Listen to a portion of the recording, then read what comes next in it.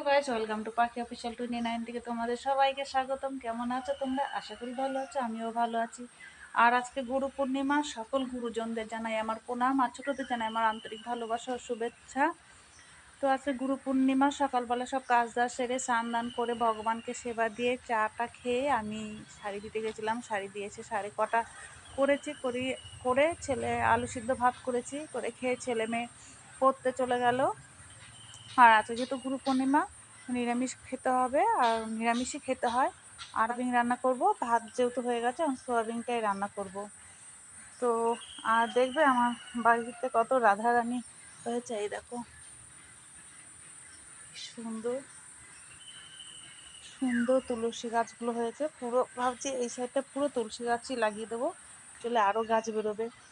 যাই হোক, তোমরা সবাই ভালো দেখো, আর ভিডিওটা ভালো লাগলে please like share comment subscribe করতে একদমই ভুল